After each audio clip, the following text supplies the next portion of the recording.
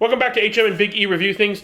Today we are going to be talking, no spoilers, about Doctor Strange and the Multiverse of Madness. That just came out. We saw it yesterday. We have initial thoughts, and our non-spoiler and our spoiler review will be in a separate video. Before we actually dive right into our non-spoilers talk, we have initial impressions as we left the theater last night from our yesterday showing at 7. So that's here. Okay, so first impressions of it. What's your favorite thing about this movie coming out of it? Well, What'd you like the most? No spoilers. No spoilers. No spoilers. No spoilers? My favorite thing. Oh man. Dude, time is money. It's hard to say without spoilers. I would say the visual. The Visuals are great. I think if you can lean into the horror type element, the cartoonish horror, and accept it, then that's great. And it ties into What If and WandaVision. I thought that was pretty good too. All right. I felt, at least, with the Doctor Strange story, with kind of all the magic elements and the kind of mystical stuff, I thought Sam Raimi together was a good marriage. I thought it played well together. A+. Okay. It comparable to No Way Home. I'll have to say I love the fan service. Sam Raimi's the perfect director for this. Wow. Like they really it was Evil Dead. I don't know if you definitely have not watched Evil Dead. It was very Evil Dead, and in the end, I think, it really hit everything for me. Like it was No Way Home, like an A movie. Yeah, it's really good. I wondered how they were going to do MCU horror, but they did it. It's nice. I love Doctor Strange. Good movie. All right, so Alvin, what did you think? First impressions coming out of that theater. So I am a big Marvel fan. Yep. I am actually also a big Doctor Strange fan because I like fantasy. Fantasy is actually a genre that I like a lot, and so the magic along with the superhero stuff married really, really well for me. I liked the first Doctor Strange movie probably more than most people. I know for most people it was kind of like an okay entry, but I liked it a lot because of the magic stuff. And so I expected to like this movie. I purposely didn't watch too many trailers because I heard some of the trailers and maybe some of the fan theories kind of got people really worked up with their expectations going into it. So I didn't have too much of that. When I left the theater, I enjoyed the movie a lot. There was a good amount of fan service. I will say that I don't think the fan service in Spider-Man No Way Home, the fan service in that movie had a point, had a purpose, developed the characters more. And I feel the fan service here may not have been so much. I mean, I was still excited, and I wasn't one of the clapping and cheering people. Some of our friends were, but I enjoyed that. But after a day and after soaking it in a little bit more, I wonder whether some of that was necessary. I think when you take a step back and you just look at the plot, it's a pretty standard plot, Right. Given that they're doing multiverse, I don't feel that it's quite as wild and crazy as it could have been, and it's a pretty by-the-books plot. I love the characters, I love the acting, and the MCU-ness of it all.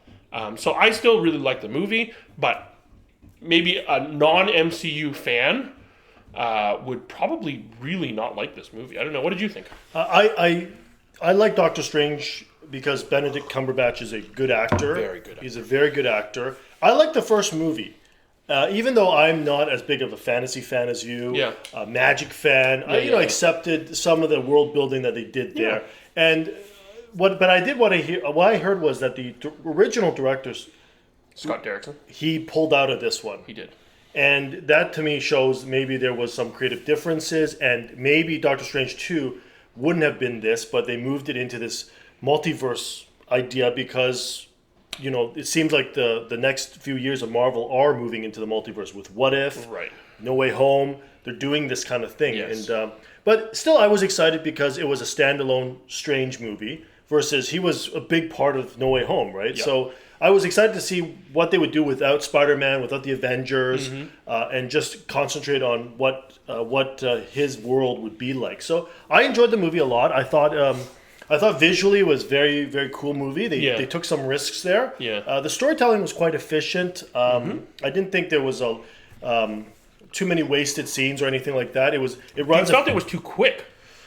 No, I've I read some thought, I that thought the length was right Yeah. good at 2 hours and 6 minutes, two something, right? yeah. So I thought it was good. I was expecting, oh boy, this is going to be 3 hours, but 2 hours is pretty good. They told a story. Yeah. I could follow the story. I knew what the motivations of the characters were. Yeah. I feel again, as an MCU fan, I always feel that the Spider-Man movies are slightly removed because they can't fully have everyone in, and so I feel this is the first kind of solid, really good MCU entry since Endgame.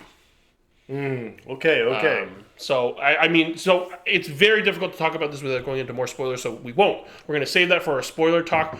But what is your overall grade for Doctor Strange Multiverse of Madness? I'll give it a B plus. Okay, and Give it a B plus. as a lover of Doctor Strange and Marvel, I give it an A minus. Okay. I did rank it in my list of Marvel because I have an ongoing list just to see where it ranks. It is 7th, Ooh, which that's is actually pretty high. high. It's pretty high. It's 7th. We can go over an actual list. Maybe we'll do a top 10 list, or the specific order. I think is maybe 1 and 2 is obvious for people, but maybe kind of that If middle people section's are good. watching, do you recommend them watching this movie, or is there certain That's a people good that question. Yeah, that's should a, not watch this movie? Yeah, I see where you're driving at. It's a PG-13 movie, but I think younger kids would have difficulty with this movie. I think Sam Raimi really brought a lot of his horror roots into it. And, you know, in his last previous Marvel entries, in Spider-Man 2, there was a little bit of that horror with Dr. Octopus in the operation room when it wakes up, and a little bit of gore and stuff. There's a lot of that here. Yeah, it surprised me actually. Yes.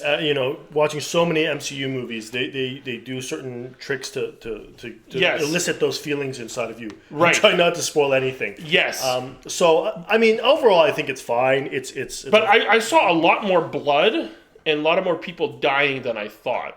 Because one thing that we noticed, we're not going to review it because it was, well, maybe we will. I don't know. The finale of Moon Knight, we did watch it, and like he shot, and I don't know if you noticed, there's no blood. well, there's a little bit. No, I don't think so. I think that's just his shirt tearing or something. All right. But you know what I mean? And so that's kind of the Disney Marvel I expect, but this was not. This was Sam Raimi, I guess, had a kind of push for it, or I'm not sure. But yeah, so younger kids, probably not. I'm not even sure I would recommend my wife watch it because she doesn't like horror. I don't even really like horror, but I thought this was done pretty well.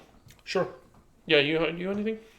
No, I think hard to talk without spoilers, but it was a solid movie. I think definitely you're gonna walk out thinking that was a fun ride. Mm-hmm. It's entertaining. It's definitely not in the bottom half of Marvel. Definitely not. And it's a decent return to some of the pre-Endgame kind of excitement a little bit. right. It'll be interesting to see where they take some of the thread lines that they kind of. Yeah, and it'll be interesting to see kind of to that point how it evolved, like how this film is regarded as time goes on. Right. Right, because when you look back at like Iron Man, the original Avengers, right, it doesn't matter how much time has passed, how much the story has evolved. Those are just good standalone movies. Mm-hmm. I wonder with this. So anyway, that's our non-spoiler review of Doctor Strange: Multiverse of Madness. Be on the lookout next 1 or 2 days, depending on how quickly I can edit. Will be our spoiler review where we can kind of open up and there's a lot to talk about. If you've seen the movie, we're going to talk about it, and we want to hear you feedback in the comments as well. So until next episode, thanks for watching, and Like and subscribe to our channel. subscribe.